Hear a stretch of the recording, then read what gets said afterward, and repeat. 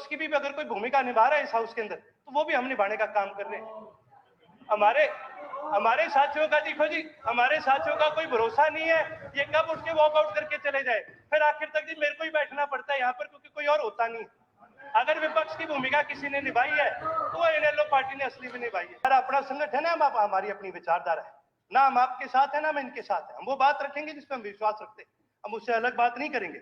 और यदि आपको इतनी विपक्ष की पड़ी थी तो आपको बैठना चाहिए था, सुनना चाहिए था, क्योंकि ये जनता का पैसा लगता है इस हाउस को चलाने के लिए, ये हमारा पैसा नहीं लग रहा। लाइटें चलेंगी, सारी सरकार रुकती है, सिक्योरिटी आती है, खाना लगता है, ये किसका पैसा लग रहा है? ये जनता का पैसा लग रहा है। New Durga jewellers Sirsa. खारिया वाले प्रभुजी सोनी व पीली मंदोरी वाले सज्जन सोनी का भारत सरकार द्वारा मान्यता प्राप्त मशहूर hallmark jewellery showroom new Durga jewellers Parshuram Chowk Sirsa. अधिक जानकारी के लिए संपर्क करें 9813932001 या 9466697217। अर्जुन चौटाला, बस अब हो गया। अर्जुन चौटाला। माननीय अध्यक्ष महोदय, जब बजट पेश हो रहा था, मैं माफी चाहूंगा, मैं उस दिन किसी व्यक्तिगत कारण से आ नहीं सका, लेकिन मैं जब भी मेरे को मौका मिला ऑनलाइन मैंने सुना भी, मैंने पढ़ा भी, और एक बड़ी विचित्र चीज इसमें से निकल के आई, और वो एक मुहावरे से ही मैं आपको उसके बारे में बताना चाहूंगा। भाई, आमदनी 98 और खर्चा रुपया।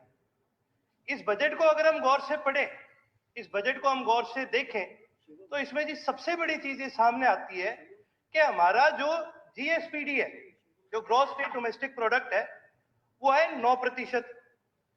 और लगातार हमारा जो डेट है पिछले 4 साल से 13% पर एनम, यानी हर साल 13% से बढ़ता जा रहा है।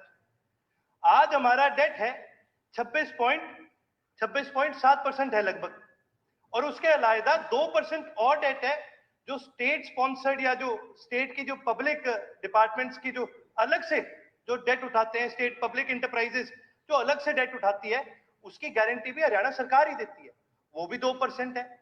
यानी 28% से ज्यादा आज हमारा डेट है, और हमारा जो जीडीपी है वो 9% से कम है।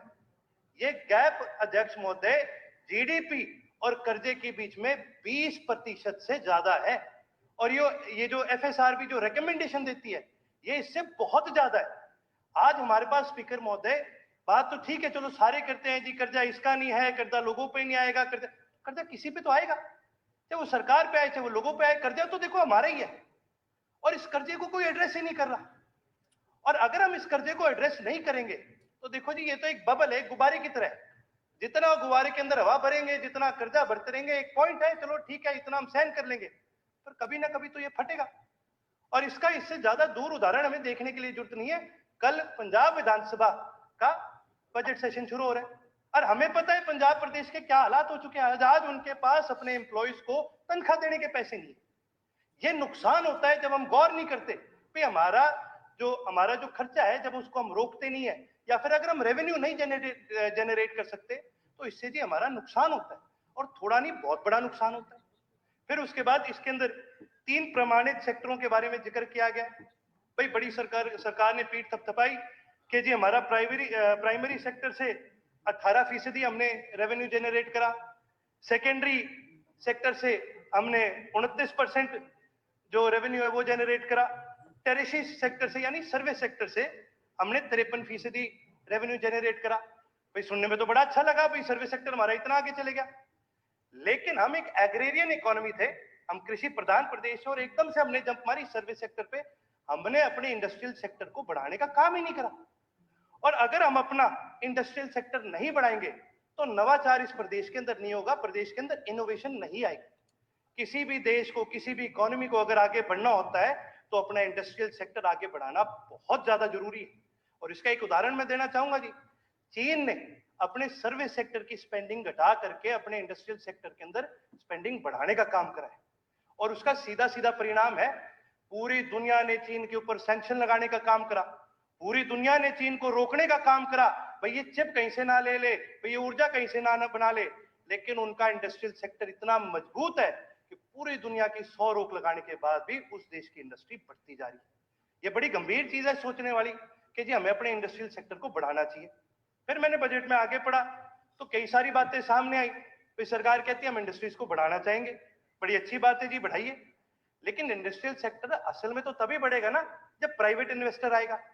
अब सरकार ने खुद ने डिसइन्वेस्टमेंट के टारगेट सेट करे, यानी अपने खुद के जो जो स्टेक्स है प्राइवेट स्टेक होल्डर्स को बेचने के लिए सरकार ने टारगेट सेट करे कि भी हम कम से कम 4,000-5,000 करोड़ प्राइवेट सेक्टर के थ्रू प्रदेश के लिए हम जनरेट करेंगे। आपको सुन के हैरानी होगी कि हमने अपना टारगेट कितना मीट करा। पिछले 3 साल में हमने अपना टारगेट मीट करा 1.3%, 1.4%, 2.2%। सर, जहां हम बात करते हैं 4-4 हजार करोड़ रेवेन्यू जनरेट करने में, और हम केवल मात्र उसका 1 या 2% जनरेट कर पाए, पब्लिक सेक्टर के अंदर प्राइवेट लोग आना ही नहीं चाह रहे, तो सर इसका नुकसान सीधा सीधा इस प्रदेश का है। ये बड़ी गंभीर तरह से हमें सोचना पड़ेगा कि अभी हम किस दिशा में इस प्रदेश को आगे लेके जाना चाहते हैं। और इसका एक सीधा सीधा कोरिलेशन क्या आता है सर, कि आज हमारे देश का सबसे बड़ा धन क्या है? हमारे देश का सबसे बड़ा धन कोई ये पैसा या कोई गोल्ड या कोई ऐसी चीजें नहीं है। हमारे देश का सबसे बड़ा धन हमारे इस देश का युवा है।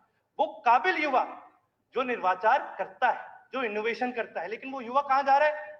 वो युवा देश छोड़ करके विदेश जा रहा है, क्योंकि वहां पर उनको मौके मिलते हैं, वहां पर उनको बढ़ने के मौके मिलते हैं, पढ़ने के मौके मिलते हैं। आज हाउस के अंदर हमने सबने बड़ी खुशी मनाई कि सुनीता विलियम्स जी वापस धरती पर आ गए। पर देखने वाली बात है जी, ना तो हम उनको अंतरिक्ष में भेजने वाले थे, ना ही हम उनको लाने वाले थे। सुनीता विलियम्स जी तो इस देश की नागरिक भी नहीं है।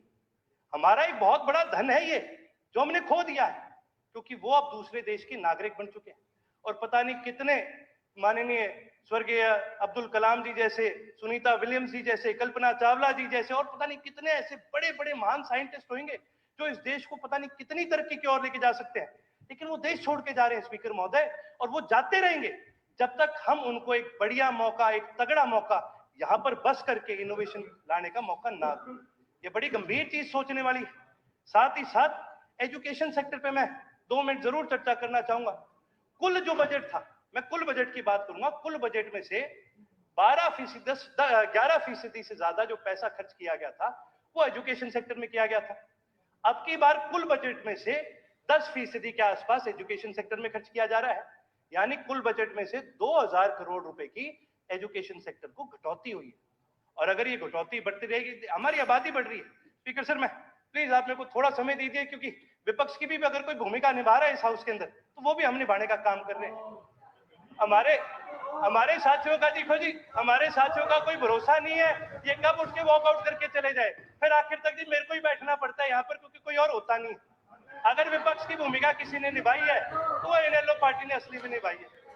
मैं तो ये कहना चाहूंगा जी, देखिए बहुत देखिए जी, कम उम्र के युवा मेंबर हैं, तो बहुत जिम्मेवारी की बात कह रहे, 2 मिनट और ले। देखिए बहुत बहुत धन्यवाद स्पीकर साहब। नहीं देखिए जी, कोई बात, देखिए जी, जब हम हाउस के अंदर आते हैं ना, इस हाउस को चलाने का सुझाव दे रहे हैं, जब हम हाउस के अंदर आते हैं, इस हाउस को चलाने का खर्चा लगता है। ठीक है, 2 मिनट और वो खर्चा जनता की जेब से निकल के आता है।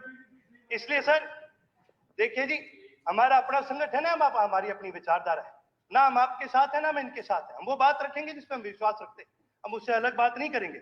और यदि आपको इतनी विपक्ष की पड़ी थी तो आपको बैठना चाहिए था, सुनना चाहिए था, क्योंकि ये जनता का पैसा लगता है इस हाउस को चलाने के लिए, ये हमारा पैसा नहीं लग रहा। लाइटें चलेंगी, सारी सरकार रुकती है, सिक्योरिटी आती है, खाना लगता है, ये किसका पैसा लग रहा है? ये जनता का पैसा लग रहा है। और अगर हम यहाँ बैठ भी नहीं सकते तो फिर हम किसके पैसे बर्बाद करें? हम जनता के पैसे बर्बाद करें। अध्यक्ष महोदय, आगे बढ़ते हुए अध्यक्ष महोदय, एक बहुत और गंभीर विषय पर मैं चर्चा करना चाहूंगा, वो है ऊर्जा। मेरे को बड़ी हैरानी हुई है बजट पढ़ के कि ऊर्जा के अंदर 23% की कटौती करी गई है। सर, ऊर्जा तो सबसे जरूरी चीज है किसी भी देश को आगे बढ़ाने के लिए, किसी भी प्रदेश को, किसी भी इकोनॉमी को बढ़ाने के लिए। आज हम अपनी ज्यादा ऊर्जा नहीं बनाते, हमें और प्रदेशों से ऊर्जा खरीदनी पड़ती। अच्छा, एक चीज है सर, केंद्रीय सरकार अलग अलग बैंकों को, अलग अलग प्राइवेट इंडस्ट्रीज को इनिशिएटिव देती है कि जी आप ग्रीन फील्ड प्रोजेक्ट बनाइए और आपको इसके अंदर सब्सिडी, हम लोन के अंदर सब्सिडी देने का काम करेंगे। तो भाई हम ऐसी पॉलिसी क्यों नहीं बना रहे कि भाई हमारी सरकारी जितनी भी बिल्डिंग्स आने को बनने वाली है उनको ग्रीन फील्ड प्रोजेक्ट बनाए जाए। जब मैं ग्रीन फील्ड प्रोजेक्ट के बारे में बात करता हूं तो इसमें मेरे कहने का मतलब ये है कि भाई सरकार की कितनी ओपन पार्किंग है, सरकार की कितने मंडियों में शेड है, गौशाला में शेड है, जगह जगह हमारे पास खुली जगह है। शेड कितने हम लगाते हैं, हर आदमी अपने हल्के में, गौशाला में कहीं ना कहीं शेड लगवाता है। उन शेडों के ऊपर हम क्यों नहीं सोलर ऊर्जा के हम सेल लगाने का काम कर रहे? आज दुनिया में 90% सोलर ऊर्जा के जो सेल हैं वो सारे के सारे चीन से आ रहे हैं। अगर हम अपनी इंडस्ट्री को बढ़ाने का काम करें, हमें वो सोलर ऊर्जा के सेल अपने देश के अंदर बनाने चाहिए, वो लगाने चाहिए, ताकि हमारा जो एक बिजली के ऊपर जो एक बहुत बड़ा खर्चा जाता है दूसरे प्रदेशों पे, उसको हम घटाने का काम करें। बाकी मैं चीजें सर आपको लिख के भेजने का काम करूंगा टेबल पर। आपने समय दिया, बहुत बहुत धन्यवाद।